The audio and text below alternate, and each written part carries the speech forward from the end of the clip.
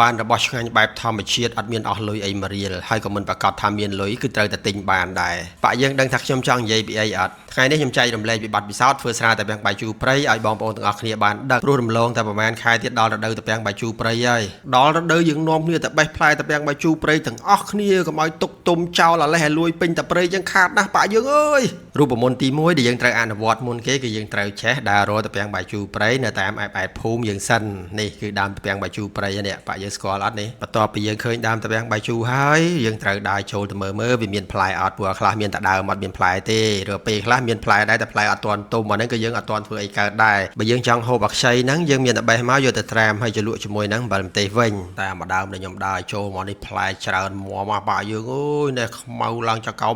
ខ្មៅលើបលងមកចកោមមកចង់កន្លះគីឡូមកទៅហើយខ្ញុំឃើញអញ្ចឹងចាំកាលទៀតមានអីយកអត្រៃទៅកាត់ប៉ាត់ឃើញតែផ្លែវាស្អាតមែនតើមកចកោមឡើងខ្មៅលើបលងច្រើនមែនតើខ្ញុំអត់ដែលឃើញពាំងបាយជូរណាផ្លែច្រើនចកោមស្អាតដល់ថ្នាក់ហ្នឹងទេនេះតែលើកដំបូងទេហ្នឹងអាដើមផ្សេងទៀតវាមានផ្លែដែរតែវារៀងរាយបាទដើមនេះវាផ្លែមែនតើហ្មងណាប៉ុណ្ណេះយើងអាចធ្វើស្រាហូបបានមកឆ្ងាញ់ហើយរសជាតិវាឆ្ងាញ់ណាបេះអាក្រោមរួចអស់ហើយឥឡូវយើងឡើងទៅសារ៉េអាលើទៀតសិនកុំឲ្យវានៅសល់យកមកឲ្យបានច្រើនអូខ្ញុំនិយាយមិនអួតទេណាប៉ាយើងតែគ្រាន់តែថាស្ដាប់មើលដំបងទៅដូចអួតចឹងអារឿងឡើងដើមឈើនេះជាជំនាញរបស់ខ្ញុំកាលនៅក្មេងមួយថ្ងៃជួនខ្ញុំឡើងដើមឈើធ្លាក់3ដងអីឥឡូវនេះដល់ចំណាស់នេះហើយនៅតែធ្លាក់ទៀតតែគ្រាន់តែធ្លាក់ទៀបបើធ្លាក់ខ្ពស់ដូចកាលនៅក្មេងអីបាក់ឆ្អឹងខ្ទេចអស់ហើយនេះប៉ាយើងឲ្យបេះមកប្រាវនៅបានមកកណោធំដែរឥឡូវប្រមូលច្រកស្បោងសិនឡើងយកខ្លួនបន្ទាប់ពីយើងយកមកដល់ផ្ទះហើយយើងបេះផ្លែនឹងចេញពីស្ទងនឹងឲ្យអស់មករួចហើយយកទៅលាងទឹកសម្អាតឲ្យស្អាតលាង3-4ទឹកស្អាតហើយយើងចាក់វាទៅក្នុងកញ្ច្រែងហាលវិញ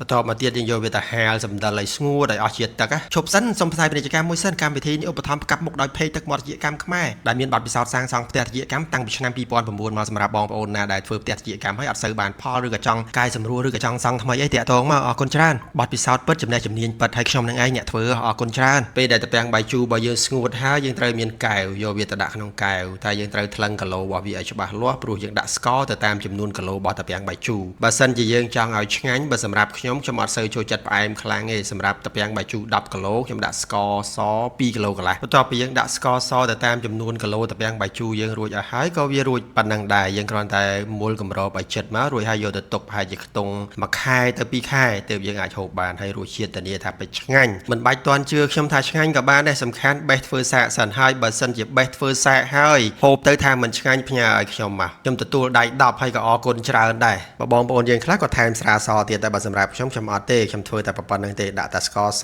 ជាមួយនឹងតាពាំងបាយជូរនឹងតែម្ដងទុកឲ្យវាកាច់បែបធម្មជាតិទៅ1ខែកន្លះទៅ2ខែក្រោយយើងហូបបានហើយ2ខែក្រោយមកខ្ញុំហូបសឹងតែមិនទាន់គេបន្តិច2នាក់នេះអត់បានជួយធ្វើទេតែមាត់ញាប់ដូចម៉ាស៊ីនដេរខ្ទេចខ្ទីអស់ហើយការចែករំលែកពីរបៀបធ្វើស្រាតាពាំងបាយជូររបស់យើងចាប់ត្រឹមប៉ុណ្្នឹងហើយបងប្អូនប៉ាយើងទាំងអស់គ្នាសូមបងប្អូនទាំងអស់គ្នាជួយ share វីដេអូហ្នឹងឲ្យដល់បងប្អូនយើងផ្សេងទៀតបានឃើញផងហើយគាត់ចេះធ្វើស្រាតាពាំងបាយជូរហូបដែលដុសហើយទុំធ្លាក់ចោលពេញតែព្រៃនៅជុំវិញផ្ទះគាត់ហ្នឹងហើយគាត់បានធ្វើហូបសាកមើលចង់ដឹងថាវាឆ្ងាញ់ដូចអ្វីដែលខ្ញុំនិយាយមែនអត់ហើយអាហ្នឹងបើទៀតប៉ិតទៅធ្វើលក់ក៏គេទិញដែរដោយសារវាឆ្ងាញ់ហើយវាជារបស់ធម្មជាតិវាល្អជួយ follow page ម្នាក់មួយផងអរគុណជម្រាបលាសុខសប្បាយទាំងអស់គ្នា